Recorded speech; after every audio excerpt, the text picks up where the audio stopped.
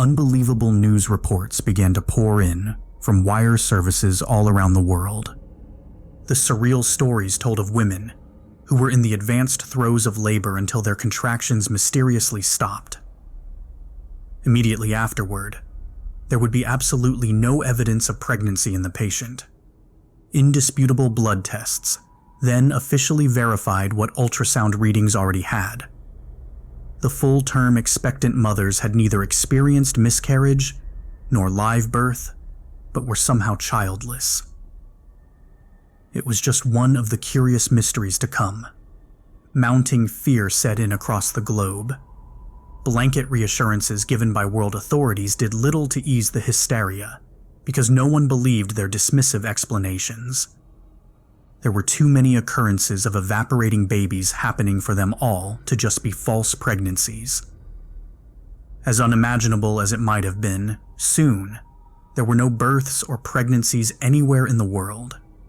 Any previous controversy or suggestions of isolated anomalies was put to rest. The phenomenon was real, and no one was immune. Rumors of a man-made sterilization virus started in tabloid publications and spread like wildfire. Eventually, the population control conspiracy was even embraced by more respectable mainstream press. Distraught victims of the unexplained plague demanded explanations for the mystifying occurrences. Unfortunately, the world's scientific authorities had nothing plausible to give in the beginning. With no official diagnosis to placate the frightened masses, speculation and conjecture ran rampant. The Centers for Disease Control in Atlanta researched all known data on what they dubbed global pregnancy nullification syndrome, for lack of a better term. GPNS was the shortened anagram coined by the news media. The first action of the CDC was to determine the last known birth on record. The scientists theorized an important timeline event afterward could hold the answer. According to the World Population Census Bureau, a woman in Monterrey, Mexico, was the last known person to give birth. Nothing unusual was discovered about patient 0, but exhaustive tests on her newborn son revealed some fascinating things. His alpha waves were unlike any they had ever witnessed, and his DNA code revealed unknown genome strands. His brain was filled with complex evolutionary proteins unseen in any other human being. He was the last newborn on Earth, and something about his unique characteristics held the key to the baffling enigma. The woman and her miracle child were secured at a hidden research center in London. At all costs, they had to prevent doomsday cultists from attacking her out of jealous spite or fear. It was only a matter of time before she was singled out as a child-stealing witch, or the architect of Armageddon. In the surreal crisis of disappearing pregnancies on a global scale, a completely different phenomenon went unnoticed briefly. Just because it didn't attract immediate attention, however, didn't mean it was any less unprecedented. From the moment of the last known childbirth, there had been no deaths reported on the entire planet. Terminally ill patients recovered miraculously, just as their caregivers had given up hope. Naturally, their loved ones were too relieved to take notice. Others were too absorbed with the bizarre GPNS reports to realize all the newspaper obituaries were empty. 2 days after the mystifying reports of worldwide childbirth reaching 0, global authorities recognized the death rate was also nil.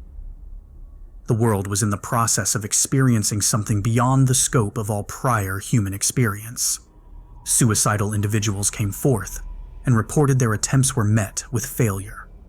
Loaded weapons would not fire. Cars could not be steered into harm's way. Ropes would not tighten around the neck to asphyxiate. Knives would not cut maliciously through human skin. Massive quantities of pills or poison would not extinguish life. No known method still existed to murder or take one's own life. Miraculously, Using cutting tools for benevolent food processing was no difficulty. Scalpels still worked as intended in surgical operations. Guns still operated for hunting wild game and target practice. Ropes would still tighten around inanimate objects, and medication still worked for its purpose. This caused severe panic among military leaders. There was no means of defending their citizens from attack, but the paranoia was unwarranted. There were no functional weapons of war left. Meanwhile, researchers found identical brain patterns in every newborn up to a certain age. Even more interesting, the unexplained activity was growing in intensity. Older infants also had irregular alpha waves, but it was somewhat weaker in them. Just what the enigmatic brain activity meant to the collective human race wasn't immediately clear. Not surprisingly, almost all of the GPNS research was aimed at that field of study. Ironically, the next anomaly wasn't discovered in the inner space of a child's mind. It instead came from the vast expanse of outer space. While comparing occupational notes with a CDC pal, a Mount Palomar astronomer noticed an unlikely link between their two fields. They were discussing the frightening developments of the past few days over the phone when he observed an unbelievable thing. Numerous fixed orbital bodies in space were spontaneously realigning into all new, unknown vectors. It was as if the solar system's massive train set had derailed, and each engine was trackless and flying free. 3 other colleagues at the observatory witnessed and corroborated his fantastic claim. That bizarre astral activity defied the most basic tenets of astronomy. Planetary bodies in fixed, elliptical orbits do not deviate from their orbits. And yet they were. The CDC researcher quizzed his astronomer friend for greater details. Soon they recognized undeniable, intelligent patterns between surges in infant brain activity and the unparalleled space anomalies.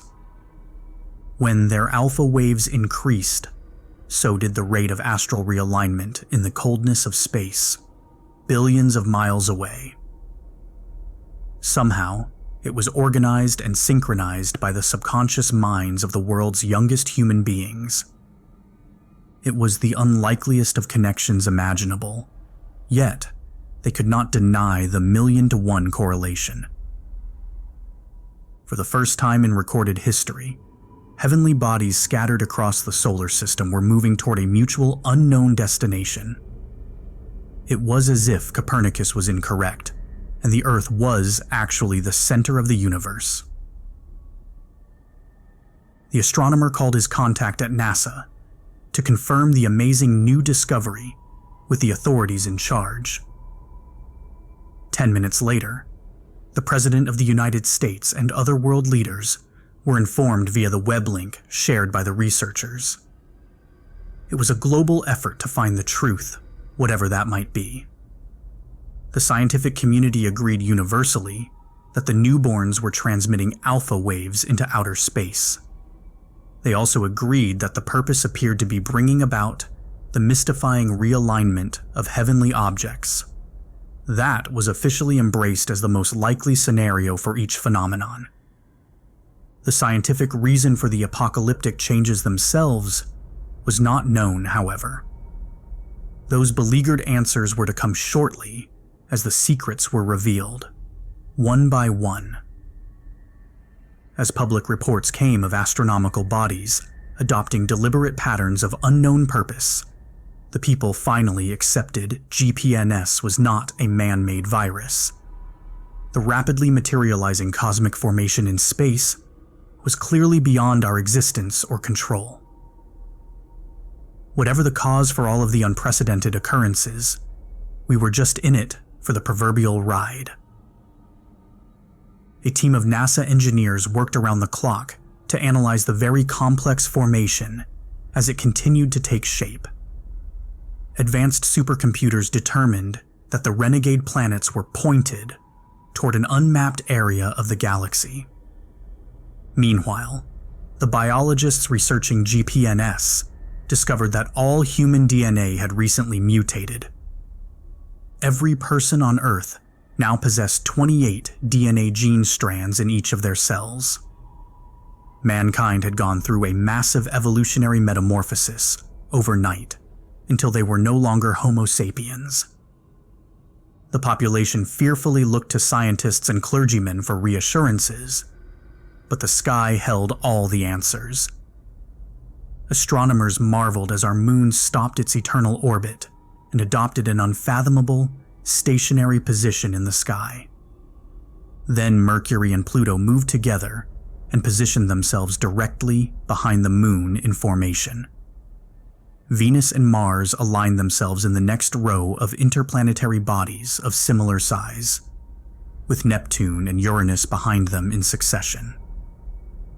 Lastly, Jupiter and Saturn paired beside each other, forming the last section of planetary twins in a perfect parabolic V. Amazingly, that wasn't the conclusion of the stunning astral ballet. When the Sun moved past Jupiter and Saturn to form a fiery pinnacle at the end of the V-shaped cone, it was beyond comprehension. No language could describe it. Such words do not exist for the situation in any tongue. It was awe-inspiring and purely unknown in the annuals of human existence. A spiraling corkscrew vortex, similar to the aurora borealis, took shape at the equator and surrounded the biosphere. It encircled the moon's pitted surface and resulted in a pulsating global glow. The immense energy source then radiated deeper into space. From the moon, it spread to Mercury, Pluto, and outward, until all the planets were consumed with its mysterious power. Back on Earth, the alpha waves of every man, woman, and child had magnified tenfold. Their biochemical activity was unmeasurable by existing EEG devices and MRI machines. Psychologists could, at last, confirm the cause and effect theory between alpha waves and the stellar fireworks lighting up the solar system. Humanity was subconsciously causing it. For reasons unknown, the network of collective minds was transmitting telekinetic signals into space. We had harnessed an unimaginable power to rearrange planets, and even the sun itself. The sun was perched at the top of the planetary parabola, like an armed missile aimed at a specific target. In what would best be described as a supernova, its light grew increasingly brighter in intensity. Then it launched at the uncharted galaxy at the speed of light and was gone. The entire world looked on in paralyzing suspense, awaiting the cosmic climax of what had just taken place. In the night sky above, all the twinkling stars began to be extinguished one by one, like blown-out candles from unseen lips. Before the world reached absolute darkness, a new source of illumination took their place and engulfed the heavens in a warm, radiant glow. All the genetic changes taking place were manifesting themselves in essential ways for our next level of evolution, even if we didn't realize it at the time. Over the millennia, countless human generations had been born, grown to maturity, procreated, and then died. That complex chain of biological and cultural evolution was leading up to a pivotal event in our development. One day, a marker in the human DNA code would signal that it was time to evolve. Each person who ever lived was basically a single biological circuit in the complex human DNA machine, and built by the architect of humanity. The birth of the final baby was simply the last genetic circuit needed to complete the process. Every circuit functioning at that time, from newborn to those on their deathbed, was required to power the sun's beacon. Its singular purpose was to contact our Creator, since humanity was finally ready to progress to the next phase. The population had to remain constant for the DNA transmitter to function, since there could be no more or less people than needed.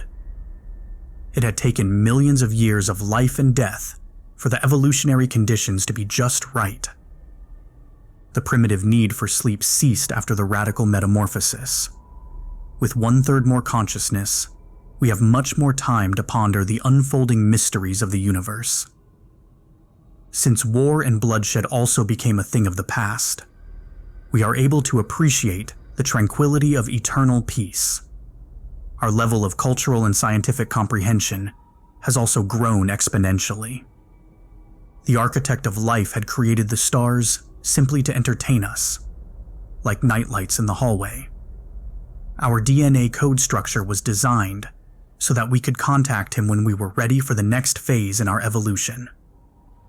It was time at last. We all looked up to the outer reaches of the atmosphere and witnessed the unmistakable smiling face of our Creator. The architect peered down with loving curiosity at the microcosm of our planet, just as a child might look at his ant farm or aquarium. Slowly, they inspected our development with genuine interest and enthusiasm.